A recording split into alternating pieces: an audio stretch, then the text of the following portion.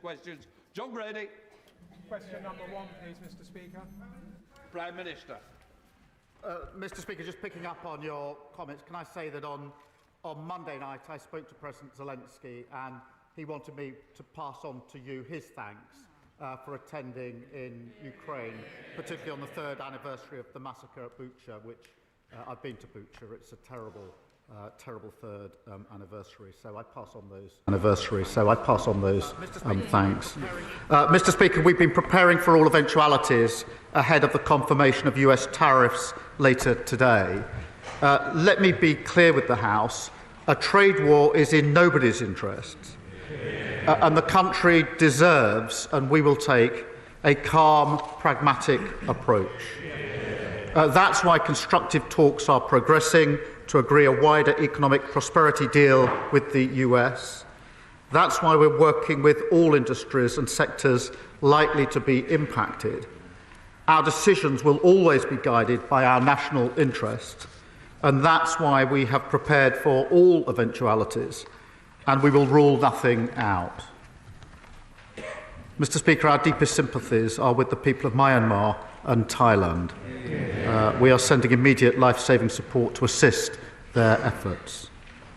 May I also extend my personal condolences to the family, friends and colleagues of Christina McKelvey. She was much loved and will be sorely missed, especially by our colleagues in the SNP here and in Scotland. Mr. Speaker, this morning I had meetings with ministerial colleagues and others. In addition to my duties in this House, I shall have further such meetings later today. John Grady. Thank you, Mr. Speaker. This week, the full state pension will rise by £472 a year, putting money in the pockets of pensioners in Glasgow and across the United Kingdom. Does the Prime Minister agree with me that this rise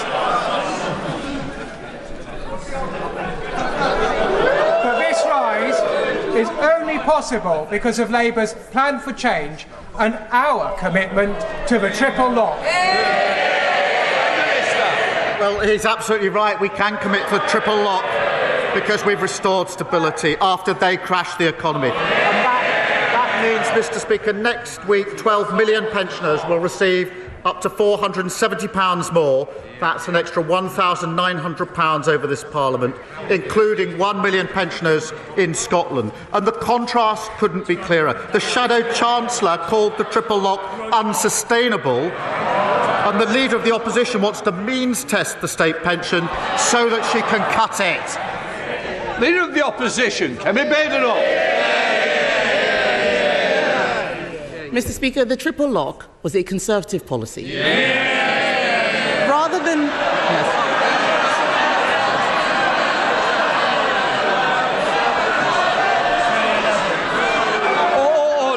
Order.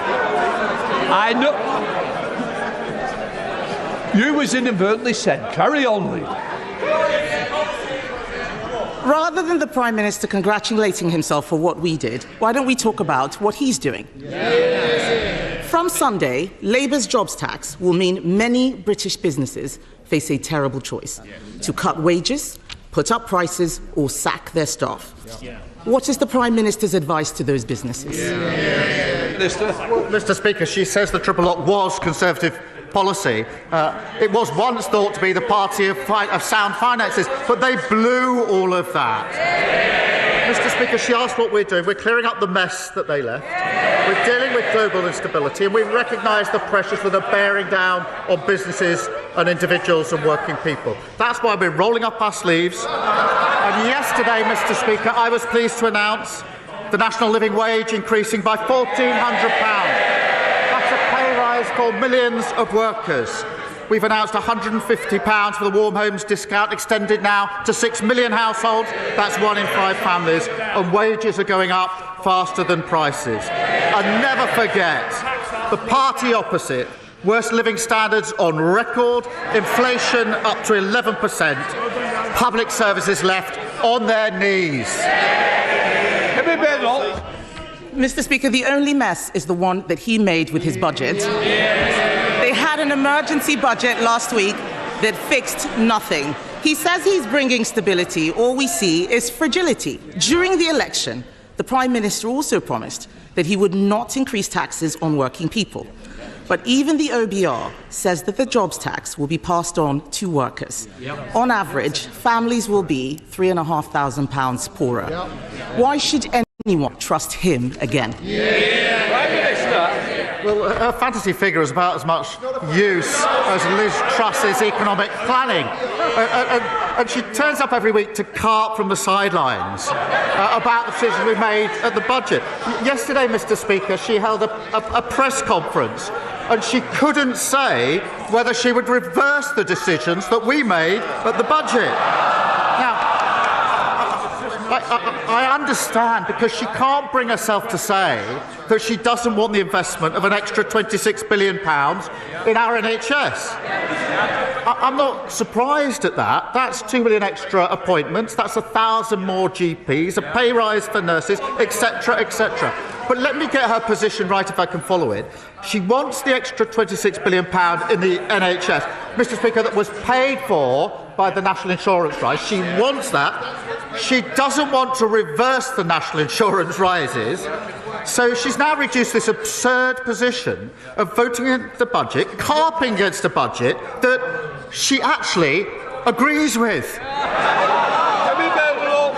Mr. Speaker, I don't agree with making people poorer. I don't agree with pensioner poverty. I don't agree. Out there, they are calling it awful April. That's because of decisions he has made, because he made promises and broke them. His promises are worthless, Mr. Speaker. People are getting poorer. Before the election, he pledged to freeze council tax. Instead, it's going up everywhere.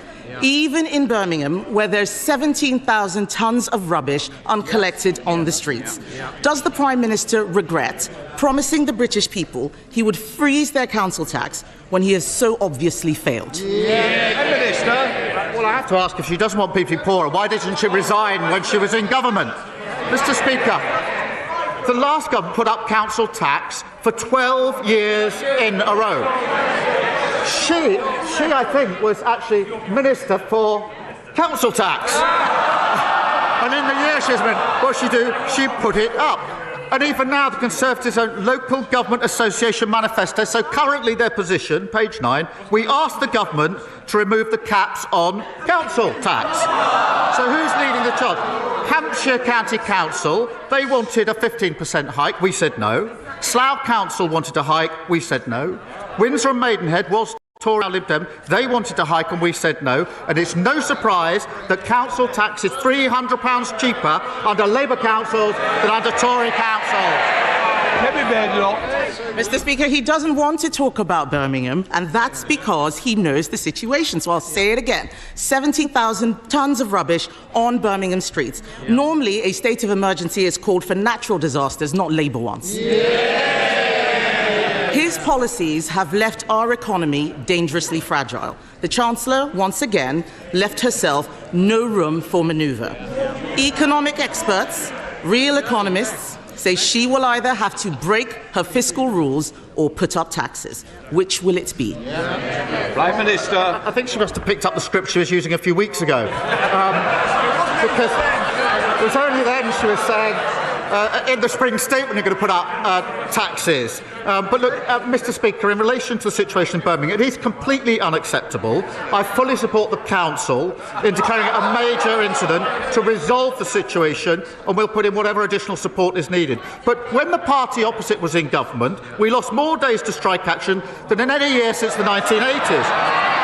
NHS workers were on the picket line, not on the front line, and that sent waiting lists through the roof, so we'll take no lectures on industrial harmony from them.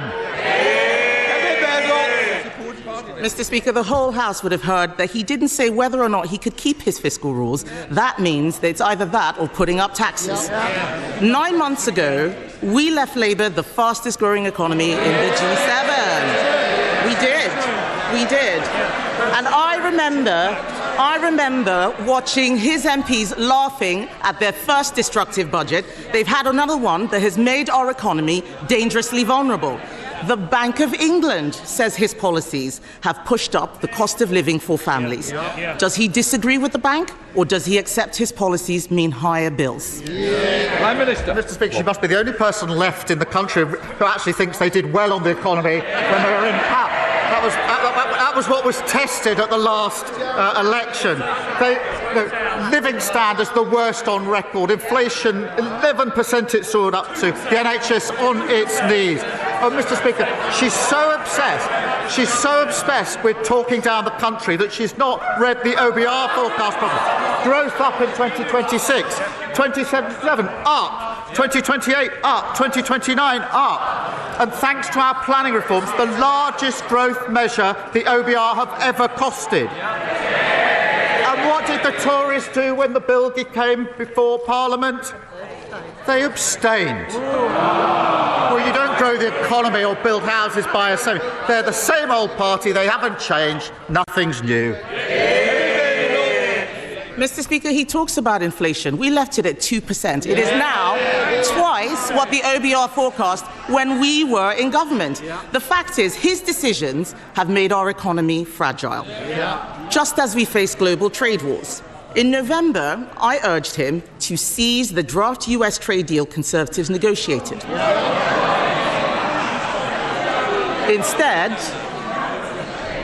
Instead, Mr. Speaker, he lost our most experienced trade negotiator. It's no wonder he can't get a tariff deal for British cars. On this side of the House, we secured investments for that industry, £600 million from BMW, £2 billion from Nissan, £4 billion from Jaguar Land Rover. Labour's record is a car industry in crisis, even before tariffs. There are 25,000 more jobs now at risk. He says he's preparing for eventualities. Can the Prime Minister tell us exactly what he is doing to protect the British car industry from his failure to negotiate?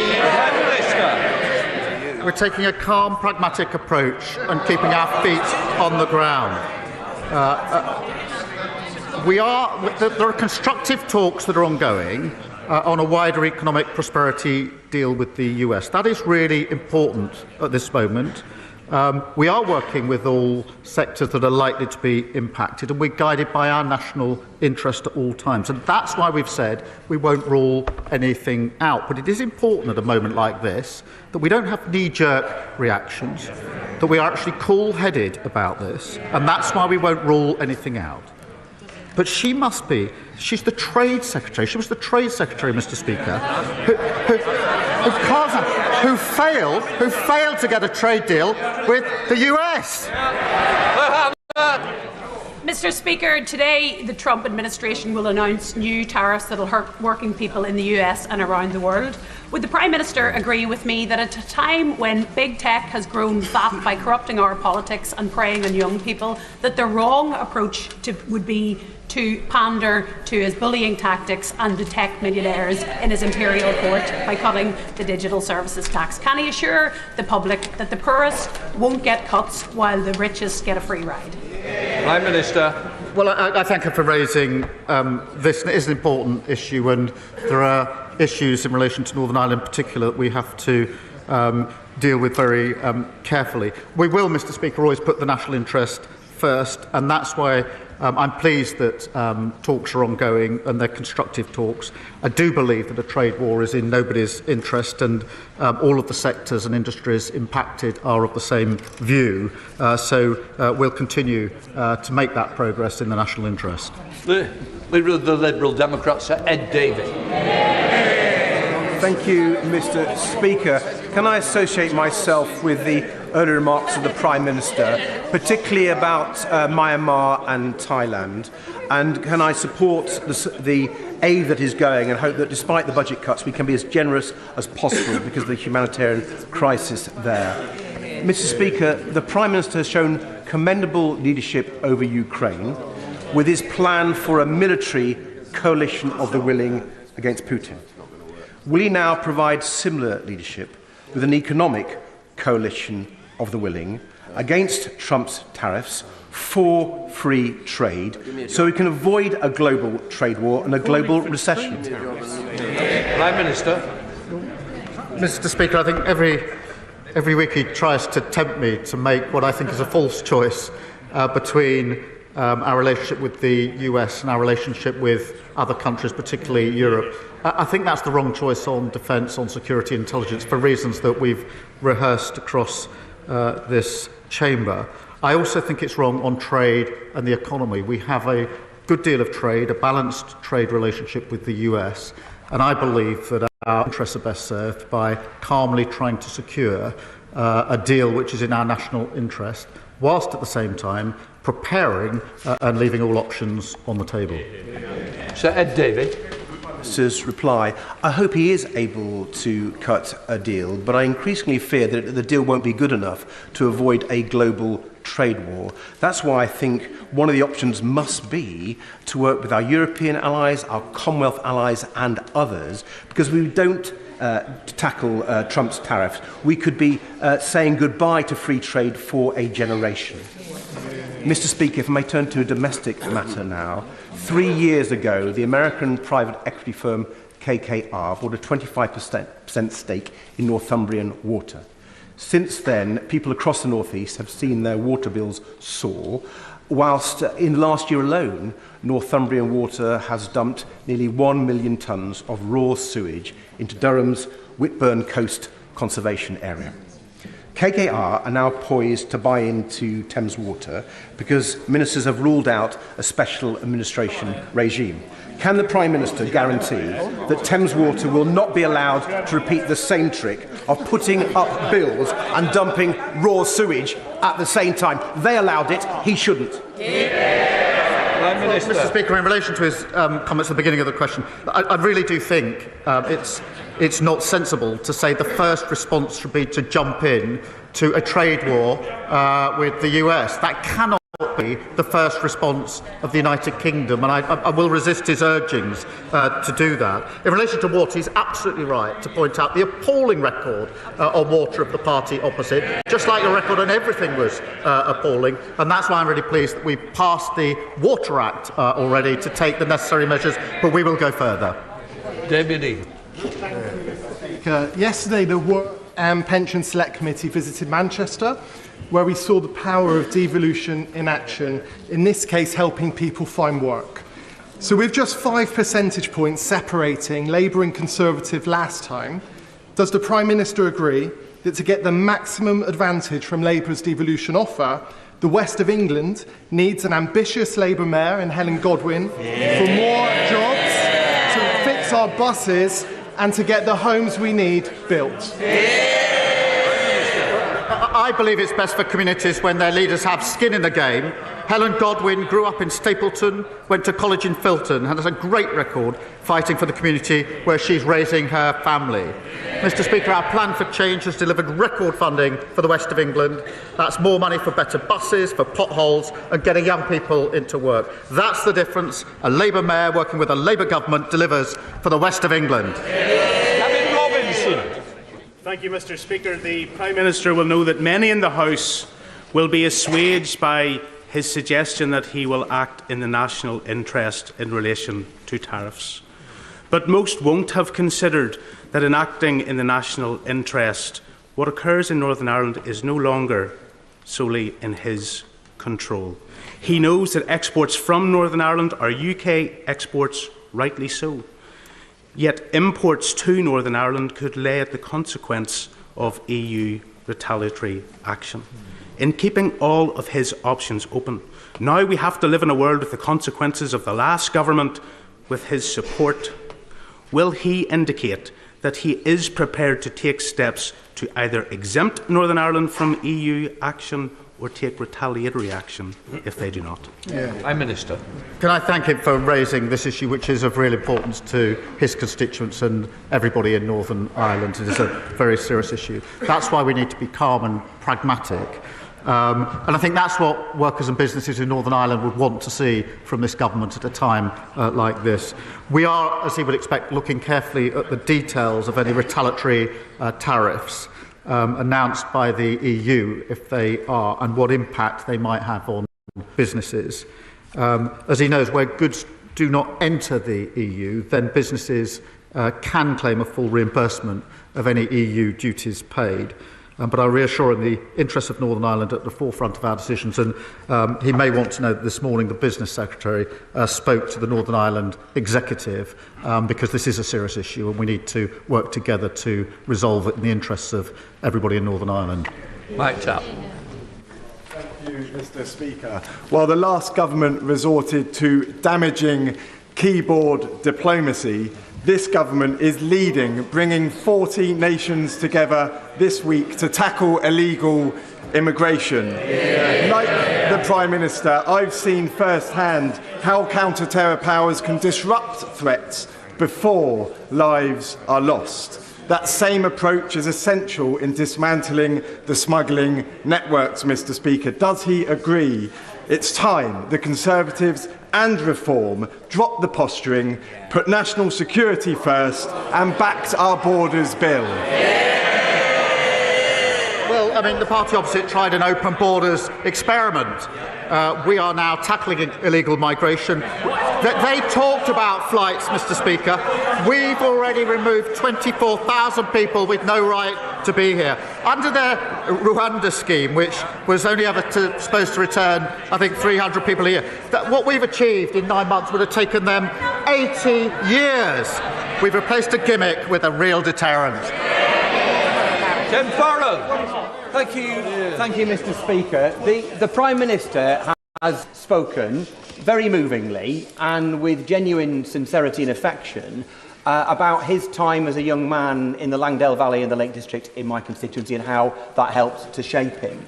So I wonder if he's aware that the hill farmers who maintain those stunning landscapes in the lakes and elsewhere will be earning on average significantly less or barely half the national minimum wage due to cuts in their income, despite the fact they provide the backdrop to the remarkably important tourism economy. So would he agree to meet with me and upland farmers in the lakes and the dales so that we can design a scheme together to end this poverty and equip our hill farmers to produce food and protect our epic landscapes for generations to come? Yeah. Minister. He and I share a love of the Lake District, and we still go back there with our children now.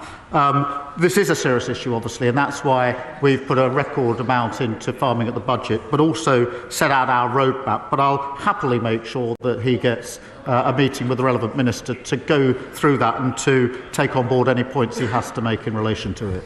Any bills?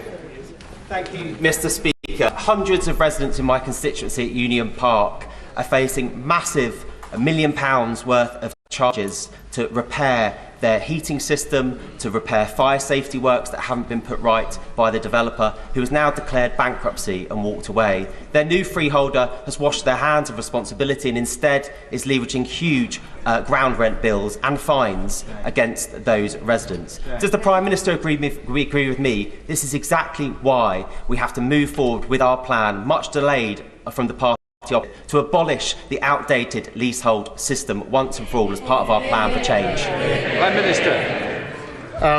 The Deputy Prime Minister is saying absolutely in my ear. Mr. Speaker, we will end the feudal leasehold system, which has left millions of homeowners subject to unfair costs and unreasonable practices. Our reforms include clear standards for repairs and maintenance, and this will give homeowners a greater say in how their homes are managed. And I know the Housing Minister will have heard what he said. Mr. Speaker, this Labour government has failed the British public at every turn. They have abandoned the WASPy women, leaving them without compensation they deserve. They have turned their backs on pensioners by failing to support the winter fuel allowance. They have let down children by keeping a 2-child benefit cap in place, and they will inflict further hardship on the most vulnerable by slashing £5 billion from benefits. But perhaps the most immediate and visible failure, one that poses an immediate and direct health risk to the people of Birmingham, is the appalling financial mismanagement of Labour-run Birmingham City Council. After more than a decade of Labour control, their incompetence has led to mountains of uncollected rubbish piling up on every street, so vast that it can be seen from satellites orbiting space. It is nothing short of a disgrace and a damning indictment of Labour's inability to govern. Will the Prime Minister take urgent action to protect the public health and the people of Birmingham by immediately deploying the... Order. We're meant to ask a quick question, otherwise no one's going. Prime Minister. Well, I've said the situation in Birmingham Council is completely unacceptable, but he might want to tell his constituents that we've delivered 2 million extra appointments for the NHS, so waiting lists are coming down for his constituents. We've delivered the national living wage of £14 increase, including for his constituents. We've got record investment into this country, growing the economy, including for his constituents. Blunder. Thank you, Mr. Speaker. My constituents in Harewood and Middleton North are grafters. They want to work and they want to see opportunities created and the skills and investment in infrastructure that we need in future. I welcome the Prime Minister's commitment to fix the transport system in the north of England that's been holding us back, and I would like to invite him to the Aton Valley Development Zone in my constituency to discuss how we can create skilled jobs in North Greater Manchester. Prime Minister. Well, I'm grateful for our question. We will unlock growth across the country in partnership with local leaders and giving powers to those with skin in the game. And we'll fix the North's broken transport system, another thing they left in a complete mess, with nearly £1.7 billion for local buses, for roads and for trams, and an additional £415 million to upgrade the Trans-Pennine route and fixing millions of potholes. And obviously I'll consider her kind invitation. Thank you, Mr. Speaker. Since the Prime Minister and I last spoke, more than 6,000 people have signed an open letter to the Health Secretary in support of North Devon District Hospital, which faces a 10-year wait for urgent repairs. Please can I ask the Prime Minister why the hospital is still being denied a ministerial visit, and will the government consider the Trust's emergency plans, meet with me and the Trust so we can discuss keeping the operating theatres open beyond 2027 to meet capacity? Prime Minister. As in our previous exchange, obviously the unfunded promises, fancy promises of the party opposite, meant his hospital would never have been delivered. They shouldn't moan, they should apologise to his constituents. We had to take tough decisions to make the programme deliverable, which is what we've done. We will continue to support the Trust to maintain facilities in advance of the new hospital investment. And the Minister for Secondary Care will be visiting the hospital, and that will be an opportunity, I hope, for the necessary discussions.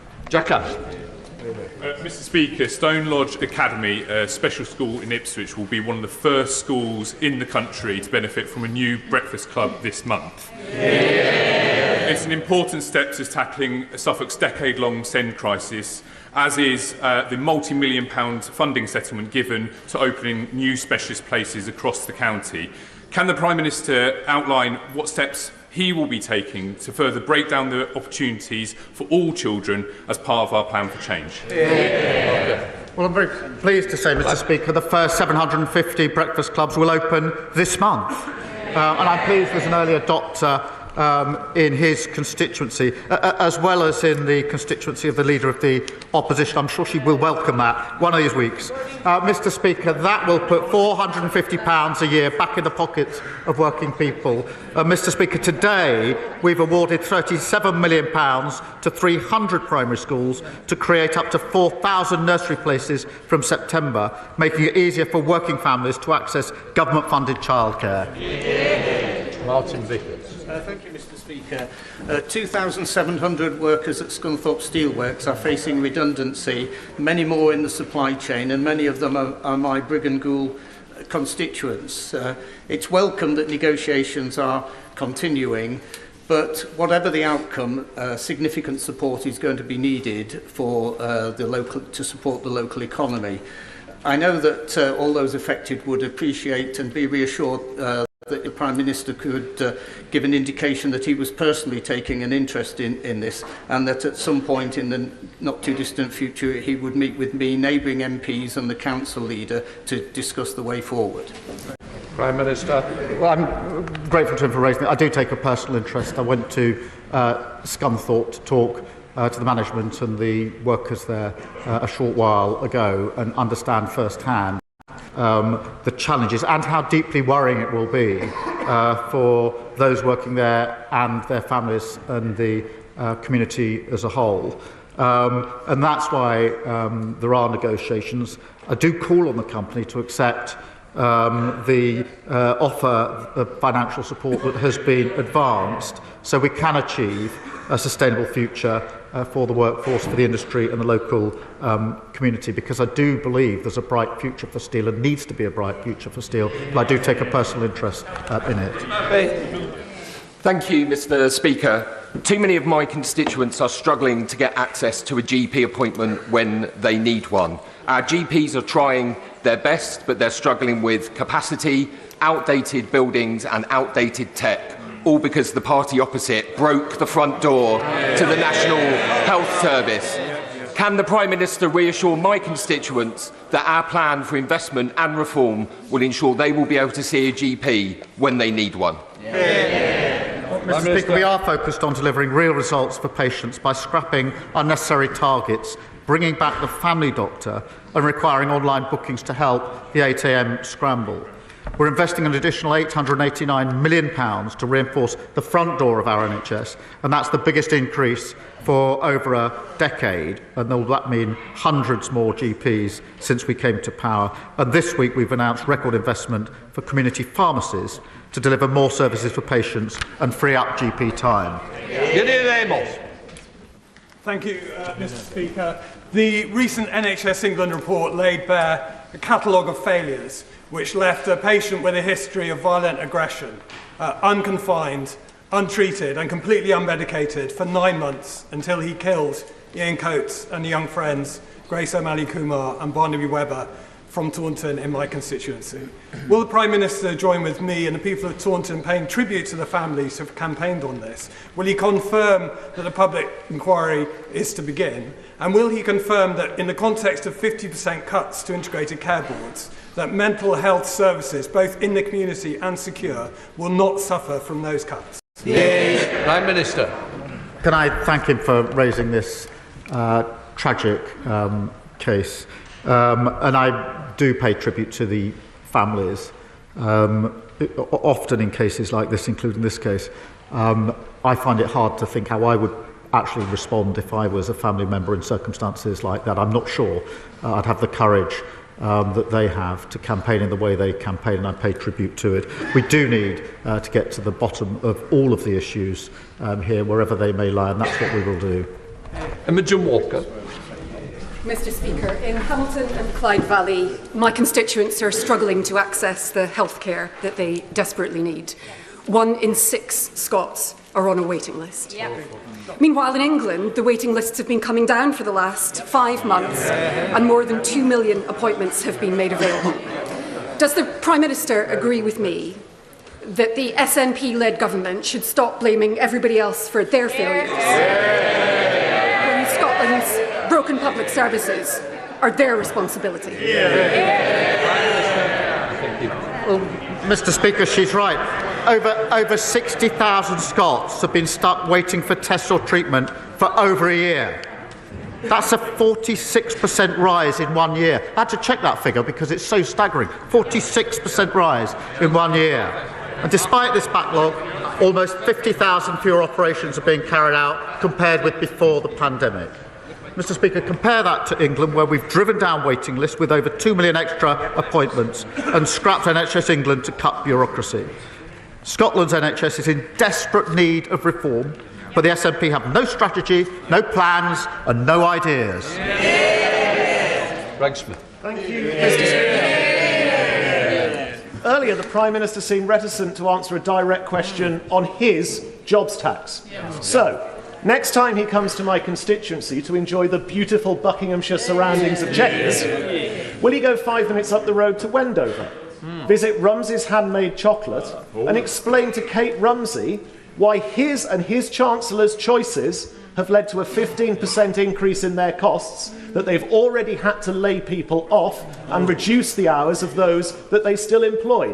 Is that what he meant by growth? I'm happy to tell anyone why. £22 billion black hole left in the last week.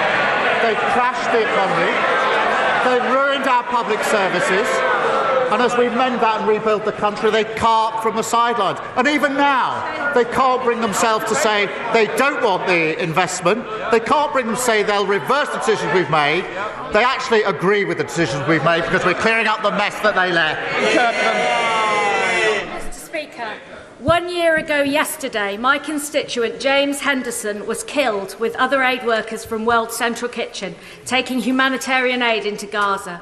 Jim's family have told me Jim would want confirmation from our government that we're taking all conceivable steps to make sure that aid, power and supplies are safely returned to Gaza. Could the PM confirm he's doing all he can to ensure this? And could the Prime Minister also confirm he will continue to push for a full investigation to be completed into the deaths of Jim and the other British WCK workers, and for appropriate action to be taken? Prime Minister. Well, I thank you for raising this appalling incident, and our thoughts remain with the families of Jim, of John Chapman and James Kirby. The attacks on aid workers, Mr. Speaker, are never justified. The families do deserve justice. We're pressing the Israeli government to their investigation, including whether criminal proceedings should be initiated. Can I also say Israel must stop blocking aid into Gaza? Hostages must be released, and we must have an urgent resumption of the ceasefire. Final question, Alberta Costa. Thank you, Mr. Speaker. Double child rapist and murderer Colin Pitchfork is up for parole for the 5th time. Now, I know the Prime Minister doesn't have any direct control, nor should he, over the parole board, but he does have a view. As I've asked all his predecessors, I now put the question to him. Does he agree with me that men who brutally rape and strangle to death young women should, as a matter of principle, spend most of their natural life in prison? Prime Minister. I'm grateful to him for raising this appalling case, and I absolutely agree with him that there must be maximum penalties for anyone falling into that category. I've seen many of these cases for myself firsthand when I was prosecutor for 5 years, working with the police on really terrible cases, and know the impact that it has on victims. I thank him for raising it. That completes Prime Minister's questions. We'll let from benches change up. Right.